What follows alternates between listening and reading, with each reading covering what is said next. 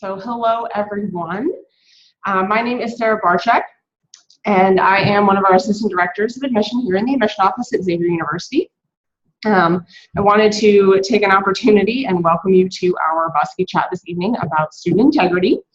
But before we get started, can those of you who can hear me just type in yes into the chat box? Okay, good. Well, they're on top of things. Yeah, they're on top. So we are good to go. So I wanted to take a brief second to introduce my colleague, Evan Herbert. So he is here this evening, and we will be co-hosting the Muskie chat. And then secondly, of course, I wanted to briefly introduce our presenters this evening. So we have Kate Lawson here, as well as Jean Griffin. And I will turn it over to you ladies to introduce yourselves more in depth. Great, thanks. Well, Kate and I are really happy to be at a Muskie chat. We're happy to have you guys here. Good. So my name is Jean Griffin, and I'm the Dean of Students here at Xavier. My responsibilities at Xavier are really to coordinate a wide range of services and programs that are all about caring for students, helping students be successful in and outside of the classroom, focusing on well-being, resiliency, and integrity, sort of our three main focal points for the work of the folks that I work with in the Dean of Students area. Kate? So my name is Kate Lawson, and I serve as Xavier's Title IX coordinator, which means that I lead Xavier's efforts to provide a safe and respectful environment for all of our community members, all of our students, by addressing the issue of sex discrimination, which includes issues such as sexual harassment, sexual violence, and some other issues we'll touch on. And I also serve as a central resource for students and families who might be impacted by these issues in a whole host of ways, but in particular connecting students with on and off campus resources. So very happy to be here tonight and to talk through these issues. Yeah. Kate and I both work within a division of the university called Student Affairs. And Student Affairs is one of the many places on campus where you will find folks who really care about you and your well-being. We work with a great team of folks, some of whom I think you've seen in other Muskie chats, folks in residence life, diversity inclusion office, a whole range of offices that are all geared toward providing services and resources to help students have the best transition to their first year and then be successful throughout the remaining years that they're here with us at Xavier. So, and we're just going to talk a little bit about an overview of that work that we do. We're going to hit on what we think are the common questions or things that students and parents want to hear about, and we're excited to answer the questions that you have for us after we share a brief overview with you. I talked about kind of the three main areas, that well-being, resilience, and integrity. And that, like I said, is the focus of much of the work that we do in student affairs. We really think about wellness as a way of maximizing student success through making positive life choices, and that we have the resources and services to help students sort through what are the normal kinds of challenges and exciting opportunities that come up for college students. Our resources and support services are here to help students navigate those challenges and find those exciting opportunities. And what we want to do, I think, tonight is just touch a little bit on what some of those common issues are, so that you have a sense of what you can expect. What do many first-year incoming students experience when it comes to some of the transitions of being in a new place, on a campus that's maybe far from home, living with people you don't know, all of the sort of what are, from our perspective, very, very normal kinds of transitions that can be sometimes challenging, but again, that Xavier is well prepared to help you handle. So many of these common issues, I think, are probably on your radar already as you're starting to think about coming to campus and supporting the student in your life. And we really just want to hit the highlights and really just to communicate to you that these are very much on our radar and things that we think about, and I think as importantly, talk to students about. You know, what are the resources that they need, where are the gaps, and really are constantly improving our ability to support students who might be facing some of these, again, very common normal issues when coming into a new community and a new journey stage of life. So a couple of the common issues that we wanted to highlight, starting with time management and stress management, which of course are, hand in hand, very closely tied together. And I think one of the great things about Xavier is that here we really address these issues proactively and provide support around the issues, not just one time, not just at orientation, but really weave this topic, because it's going to develop as a student and it's going to change as you start to manage your course load and your social life and all of the different pieces of coming to college. And we really address these issues with students and support them in proactive ways and also various ways. So, including a residential life staff that is very connected to, on a daily way to students and is able to check in and really have this ongoing rapport and relationship. And then, another example would be through GOA, our first year journey program, which throughout the entire first year experience really helps students answer what I think are still the critical questions of life, but certainly for students, who am I in this new environment? And then also, what do I want to accomplish here at Xavier? So we really build in ways to sustain our support of students dealing with time management, stress management, and then some of these other common issues, which include, and we'll get into these a little bit in more detail, but physical health, of course, these are all interrelated, mental health, decision-making and behavior, impacting the student and then impacting those around them. And then the very large issue of healthy relationships with their roommate, with your roommate, with maybe someone who is in a more of a relationship status, with faculty, all of the different relationships you with make. your parents. Exactly. The relationship with your parents changes. Exactly. So it's very broad, Yeah. the term relationships, folks you're interning with, so on and so forth. And then I think when we think about these common issues, which again, I think all students really face some level of these issues, that we really have the support and services in place so that if things do start to escalate, that we really have the systems in place to reach out and say, is everything okay? And then to connect students and you to the resources that we need.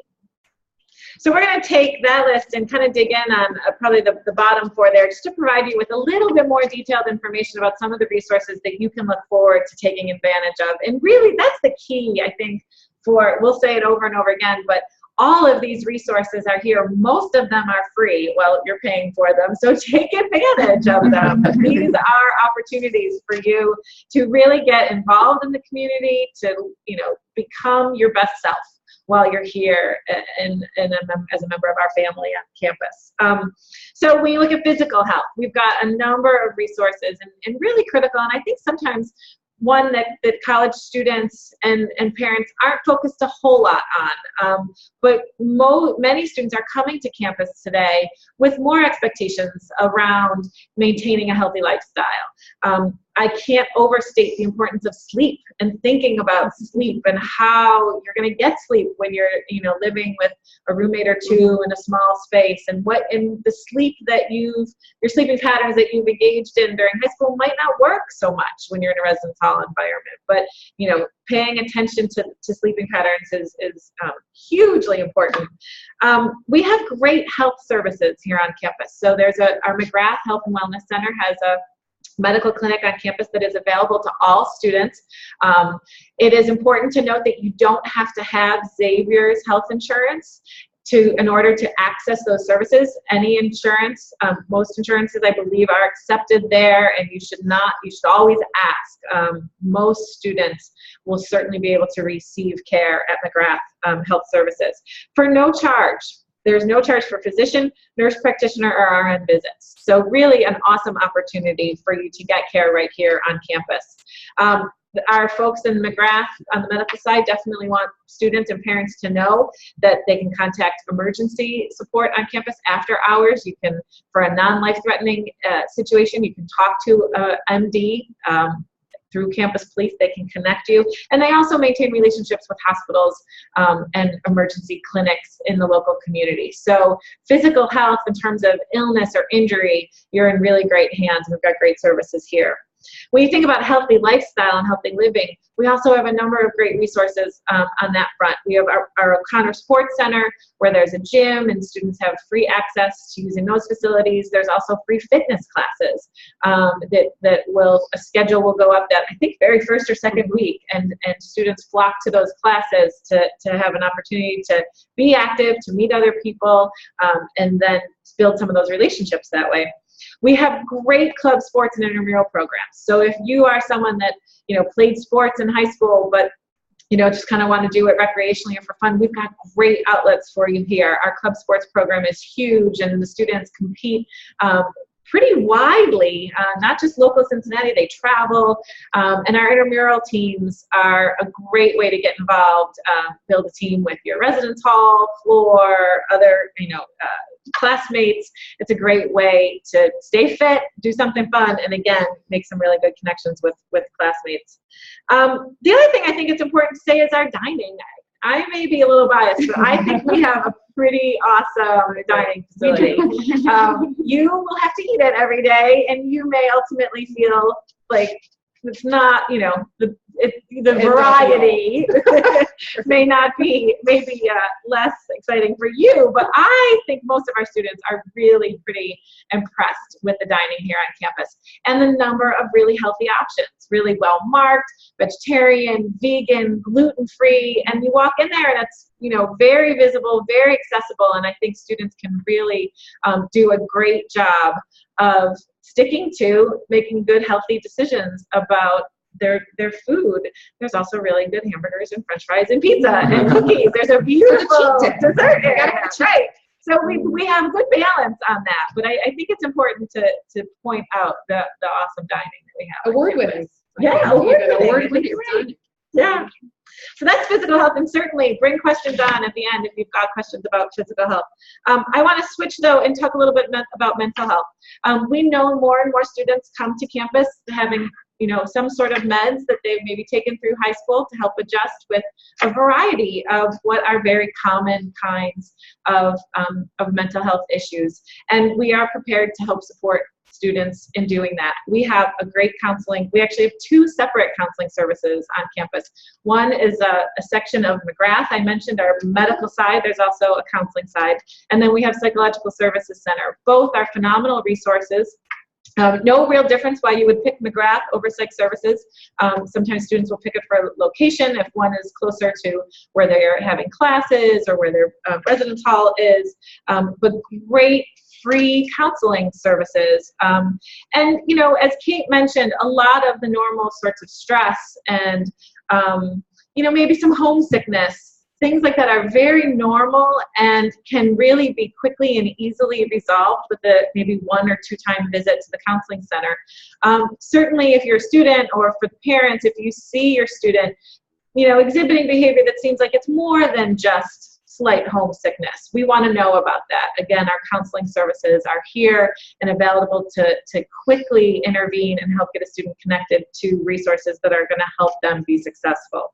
Our counselors are all, have been here many, many years, very well trained and skilled, excellent credentials.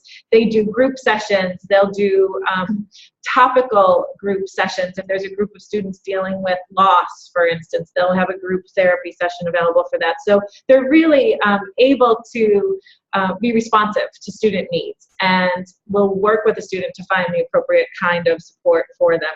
They'll also work, our folks at the Counseling Center and at Psych Services will work with a local provider at home. So if you're currently seeing a psychiatrist at home, you don't have to lose that relationship. Our on-campus staff will connect happily with the local provider or someone back home that knows you well and has worked with you for years. And that's often the best way to manage that relationship. It is important, students, for you to know that your counseling here on campus is private and is protected by federal laws, and the counselors here on campus can't talk with anybody, including your parents, about your treatment without your permission. And that's, again, in line with state laws and the confidentiality requirements. But I really encourage I encourage everybody to go to counseling. I think we could all benefit some days from a little bit of counseling. Just important, I think, to know these resources are here and to seek them out if you or your student, if you're feeling like that would be beneficial, because we can intervene quickly, and that's often the best way to guarantee success. Still me. And so the third or fourth bullet point, we're going to talk about student behavior. Student behavior is a big, broad catch-all for a number of choices that students can make, and some of these are real positive, and some of them can be somewhat negative and can be harmful in terms of a student being successful in our community.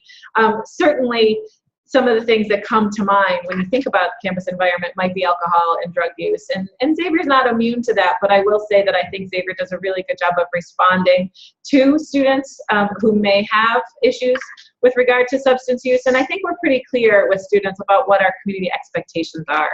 And it's important that all of the students and faculty and staff who spend their days on this campus are in an environment where they can do their best work, where they can do what they're here to do, which is to get a phenomenal education. And so if we see patterns of behavior related to alcohol or drugs that might be detracting from them being successful, we're going to intervene. And there's a process involved for doing that. I think on your slide, you can see we talk about alcohol and drugs, we talk about gender-based violence and sexual assault, and Kate will talk a little bit more about that, bias-related incidents, harassment, bullying. I put these on here because I think it's important for you to know that these are things that Xavier takes really seriously. These are behaviors that we know are going to be harmful to the individual students involved and to the community more broadly. And so we're very passionate about responding to those kinds of situations appropriately and educationally. We are an educational institution, and so our goal is to have a process by which we can respond to the student's needs in the incident. We can respond individually to the student, meet them where they're at, and be able to help give them the support that they need so that they can make better choices in the future. We spend a large amount of our time focusing on prevention too, talking to students, educating students about healthy behaviors, and if you're going to choose to, consume alcohol, how to do so in a less risky way. We talk about risk reduction. We certainly enforce the law, and we let students know it is against the law for our students under 21 to consume alcohol, but we want to provide a balanced message to make sure students have the information they need to make good choices. And our prevention efforts include peer interactions. It's one thing for students to talk to me or to Kate, but to hear from their peers about what's expected on our campus and how we treat each other, or how students treat each other, is really important. And Kate will talk a little bit more, I think, too, about some of our bystander engagement work that we're doing to help students think about how to intervene if they see someone, engaged in behavior that's risky, or, being hurt in a situation, how to step in and take action. And that's the kind of thing Xavier students do. And we're pretty proud of that. And I think our students are pretty proud of that as well. The next slide talks a little bit about our approach to student behavior, and this really is broad enough to encompass our response to almost any kind of behavior. Certainly, we are always concerned about the development and the education of the student sitting in front of us, whether that student has made a poor choice or has maybe been harmed by somebody else's poor choice. And our approach is to be compassionate, transparent. Fairness at all times is our priority, and that we're balanced in our response to what does the student need and what does the community need. Being at a Jesuit university, if you haven't already started to pick up some of the Jesuit terminology, cure personalis is one of the terms that you're going to hear, and it is care for the individual student. It's a hallmark of Jesuit education. It's an important piece of Ignatian spirituality, and it's the way we do our work. We care about the individual student sitting in front of us. And so through that lens, we talk with students about their behavior. And we help them reflect and discern, again, really big and important Jesuit higher education components and aspects. We help students think about, is this behavior, are these choices leading me to be the person that I want to be? Is this going to lead me to be a man or woman for others, for and with others, which is one of the important Xavier mission statements. So we approach the work that we do with students when we respond to behavior, whether that's an emotional breakdown that they're having, or they made a really poor decision when it comes to alcohol use. We're going to approach that student very similarly, and I hope to try and meet them where they are. St. Ignatius said, you go in by their door to come out by ours. And that's the way that we approach students. We try and meet them in a place that is relevant to them, talk to them about the impact of their decision, and help them make better decisions as we go forward. Not just listening to you, Gina, I think, everything you just said really is what makes Xavier such a unique place to be. I mean, we do a lot of responding to behavior, but we do it through this lens of taking care of the whole student and really having the community, the broader impact on the community, and then involving students in the conversation about how do these issues impact our broader community, and are really interested in engaging students as active bystanders, not passive onlookers, but really, I can't overstate how much Jean and I really count on student leaders, which you someday I hope will be, to really be the messengers to their peers to say what's acceptable and what's not, and the kind of accountability that they want to have to each other. So just to reiterate that a little bit. To take us to the home stretch and then open it up to Q&A, I wanted to spend a little bit of time talking about Title IX. It's in my title, so I figure I should explain a little bit more about that. To give a little bit of flesh to that, in addition to the fact that I'm the central resource, which I think is critical, the top critical piece of information if you have questions or concerns around these issues. So Title IX is the federal civil rights law that prohibits sex discrimination on federally funded campuses, which we are. And sex discrimination is a very broad umbrella term that encompasses a lot of things. And let me name a few so that you're not at home going, what might she be talking about? And so that you really have the tools in case, your roommate is experiencing an issue and you want to help, but you're not sure how. So when we talk about the issue of sex discrimination, again, wide umbrella term for including issues like sexual violence, could be relationship abuse, emotional, etc., could be sexual harassment, experiencing that in some realm of the student's life. And critical for you just to have that basic information. Also, I think sometimes people hear sex discrimination, they only think about females, but it's important to know that Title IX applies to female and male students, so that both of those boxes are checked. And it requires us, which we would want to do in the Jesuit tradition anyway, to respond to these issues and engage with students, both in prevention and response, when we have knowledge of an issue that's related to sex discrimination. And that's really what Jean and I do when this sort of section of our work comes up. And then the last piece is just to know, for your knowledge, that Title IX is a civil rights law that's enforced by the Department of Education, the Office for Civil Rights. And this is, some folks have familiarity with this, but if not, this is just a nice basic information. So I wanted to stop here to say, as we've talked about spending a great deal of time and effort talking about, students really create the kind of community that they want here, and that's the conversation we engage them in. But there are times when Jean and I do respond to behavior that's out of line with those community expectations that the majority of our students live out every single day, really sort of live the mission here at Xavier. And when we do respond, and we've touched on this, that we do so in a way that's the Xavier way, which is with compassion for all people involved and understanding the impact that it can have, not just today, but long-term on academics and safety and well-being and mental health and physical health. I mean, it really does tie together. So we do this work in a way that's compassionate and cares for the whole student and promotes accountability as a community. I also want to stop here to say, because I feel like this is something that's important for students and parents or families to know, which is that my role really extends to the possibility that a student could be experiencing an issue, for example, like dating violence or relationships that aren't feeling healthy, where the person involved is outside of our community.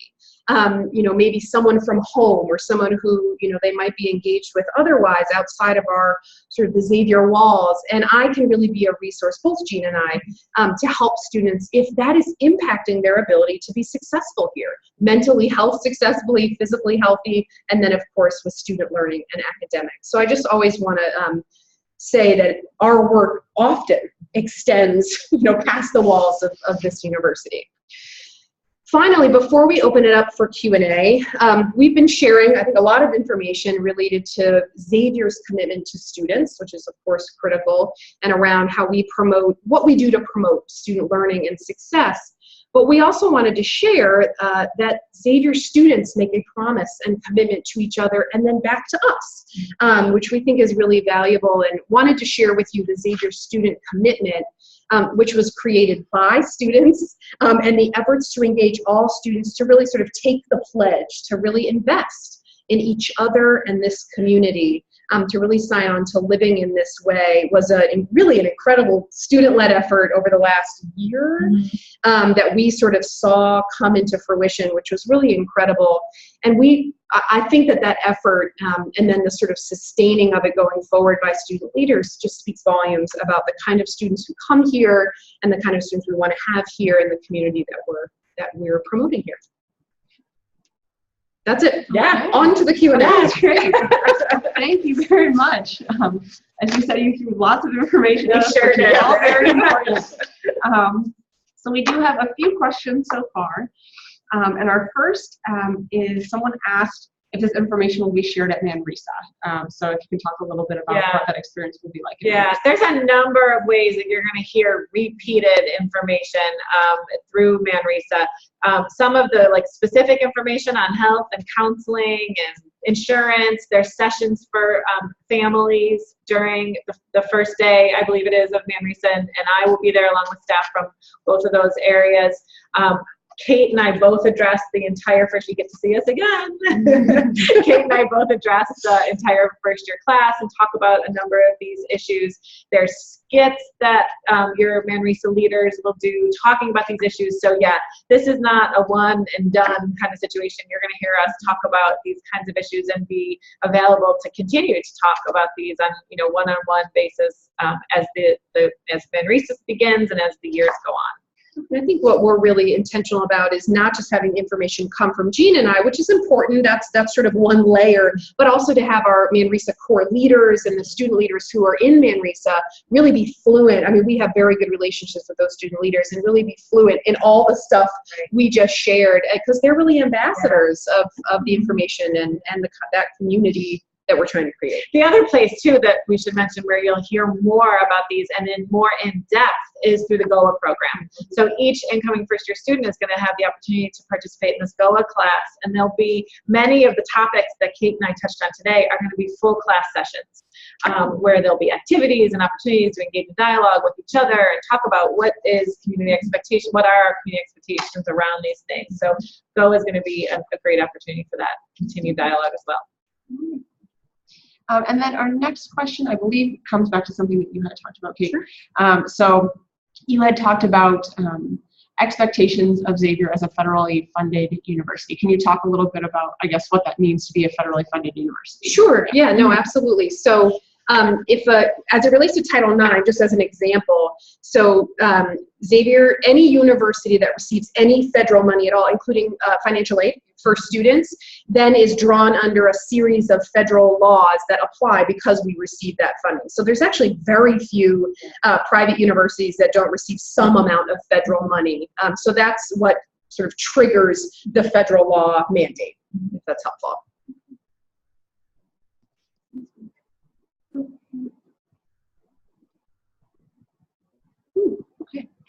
So our next question, the student said this may be somewhat unrelated, but still has to do with student safety. Do we have active shooter training for students on Xavier's campus? Yeah, that's so interesting. So last year, student government executives developed a plan where active shooter training was one of the things that would be offered to students, and I think they offered it in the springtime. This year's incoming student government executives, I believe, are carrying on many of the plans that last year's group developed. And so I think for sure, well, I think two things. I think it's going to continue through SGA, and I know XUPD will continue, our Xavier University Police Department will continue to offer those kinds of trainings and resources. And if that's something that you're excited about and really want to engage in, Student Government Association would be my first stop to see what their plans are. And if that doesn't work out or you don't get clear information, stop into the police department. They are awesome folks that work in the Xavier University Police Department right here on campus. They're Xavier employees, and they'll be happy to talk with you about the next scheduled training. So far, that is all of our questions right now. And we Yes. do understand this can, for some students, Yeah. this, and parents even, this can be a sensitive topic. So we do strongly encourage, I know Kate and Drew will be happy to take any questions. So if you want to contact them directly, you guys could repeat your emails or Sure. the best way to get in contact with you or Yeah. your offices, just so if you guys have any individual particular questions that you don't want everyone to be aware of, Sure. we understand. So if you could repeat your best ways to get in contact with you or your office. Sure. So my email address is, so my name again is Jean Griffin, and my email is Griffin, and that's GRIFFINJ for Jean 6 at xavier.edu.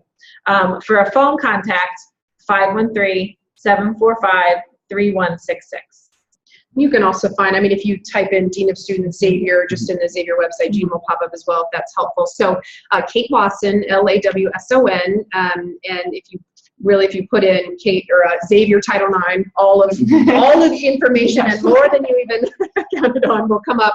But my email is Lawson K, just the letter K1 at xavier.edu, and I'm at 513-745-3046. And I can speak for Jean. Really call anytime, because it's true that there may be some issues, especially if some of the things we talked about, are in play now, and just to have a plan and a contact to come in. I think both of us have worked with families and parents and students over the last years to not have it be, a surprise, but instead to have a plan in place and a contact for a student who might sort of say, like, hey, a familiar face and a stop by your office on the first week would be really helpful. Just to I think I think it's really an important point, Evan, that some of this can be overwhelming and a little scary. And our intent is not to scare you at all. It's really more to say some of this is really normal. Not everything we've talked about, but a lot of kind of the stressful situations, the figuring out who you are and what does that mean and what kind of behavior do I want to engage in, what are my values, what's important to me. Those are all things that you're going to think about while you're here. And it can't hurt to start to think about that now. And it also can't hurt to know that you're coming to a place that's going to support you in that thinking process. That's what we're about here, is helping us all kind of become men and women for and with others. It's not just a slogan for us. It's really sort of how we live and how we want to interact with you. So we're not trying to freak anybody out a few weeks before you arrive on our doorstep, but more to really let you know a lot of this is normal, and you and your children are going to be in good hands. We've got resources here to support you through what can be some normal kind of bumps in the road. I think what I see often is students that come and that don't expect that anything's going to be hard, have never struggled with time management before, or have never, had to share a room and now aren't sleeping and haven't ever experienced what it feels like to be sleep deprived and stressed out and a couple hundred miles from home. And, so they haven't thought about that might be hard, and what will I do if it gets hard? And so what we encourage you to do is say, it might be hard, not for everybody and not, horrifically hard, but there's resources here. And now those resources are here, and hopefully you've even got some contact points that you can make quicker than having to sit through it and wonder, is this normal? Should I be feeling this way? And I think critically, something like this, which has been really great, and then also Manresa, et cetera, is to really to take out the time where a student or a parent has to say, who do I need to talk to about this? Because that just adds stress and time, and instead you can say, I can't exactly remember her name, but I know I saw her on the Muskie chat, so I'm just going to Google. So that's really the purpose of really getting ahead and planning, and just making sure that our faces, so that if hard times, either short or long term, come to be, that we already have a little bit of a relationship established. And we actually, during that time, we have another question. So this question is, are there opportunities for self-defense classes for students? That's a really good question. Actually, I'm almost positive that Xavier Police have offered self-defense in the past, and I am sure that they would do it again in the future. But what I can also say is that there's some really great community agencies that do some great self-defense, and I really like partnering with the community to sort of bring those programs here to Xavier and tailor it for student needs, because it could be for different purposes or a different slant. So anyone who's interested in self-defense, I think both Jean and I would be a great place to start, or XUPD for that matter. Definitely has happened in the past, and I think it's a great prevention effort and a community builder. So I think the cool thing is you're coming to a place that's small enough that you can be one person who walks into, let's say, Kate's office or my office or the Office of Student Involvement. Say, hey, I'm interested in this. Is there a group that's already doing this? And often there is. If there's not, they can tell you how to go about developing a group that's interested in that. So that's the kind of place that Xavier is. I think that's in part because of its size, but it's also because of the people that are here, and people want to, support each other and come up with new and exciting, good ideas to help keep this community as positive as we can. So our next question has to do with health services. So the student just wanted clarification on the fact that health services are free to all students regardless of personal health insurance, which is true. Yes, you don't have to have Xavier insurance to use Xavier's health services. Well, I was going to chime in and ask a question as well, since you were talking about student activities. So maybe this is geared more towards you, Kate, but in terms of students who are actively trying to be aware of and preventing sexual assault and things of that nature, are there student organizations that are involved in that here on campus? I know I've seen signs for Take Back the Night and things of that nature in the past. So. Absolutely. So there are many. Two come to mind just really as really good starting points. So one is we have a peer education program called SWAG, the Student Wellness Advocacy Group, and those are certified peer educators who, and this is open to all students, so as an incoming student, if you're interested in getting involved with SWAG, you can let us know. We have a wonderful graduate coordinator, a Xavier grad herself, still in the master's program, and that group is really playing out what we know is the best kind of prevention, which is bystander engagement and peer-led on the topics of alcohol and other drugs, sexual violence prevention, and healthy relationships. So that's one group, and we would welcome, questions, and, go to a SWAG program. You'll see the SWAG peer educators in the residence halls doing programs. Get engaged if that's something you're interested in, and then we'd love to have you become a peer education facilitator. And then the other group that comes to mind is this Xavier Students Against Sexual Assault, so XASA, as they're known as, and another great student group with leaders really trying to bring the dialogue to their peers to talk about issues like consent and prevention, and I think critically, what do I do, to help?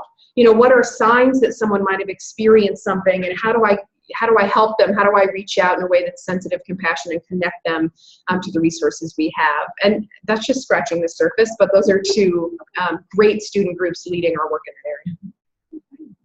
Wonderful. Well, if anyone has any last-minute questions, feel free to type those in. Is there anything else you ladies wanted to share with the group? I know you've covered a lot this evening. I think I'm a broken record, but reach out for help. There's so many wonderful people on this campus whose job it is to help you. That's why we are here. And so don't ever hesitate to ask for help, because we just want you to be successful here, and we think we've got some pretty good resources to make that happen for you. So that's my thing that I will say over and over and over again. Yes. We're excited to see you and to meet you. Less than a month. I know. Crazy. I know, time flies. Yeah, it really does. It really does. We'll be ready. Right? Yeah, we'll be ready. Sounds good. Well, it looks like we have no more questions. So I just wanted to take an opportunity to thank you ladies for your time this evening. You shared a lot of helpful and useful information for both us and all of our students. So I guess that wraps everything up this evening. Students, feel free to let us know if you have questions tomorrow or anything like that, or reach out to Kate or Jean individually. And as always, we have been recording this session, so we will be posting it on Road to Xavier tomorrow for your viewing pleasures. So, all right, well, have a great evening, everybody. Thank you. Thanks. Bye.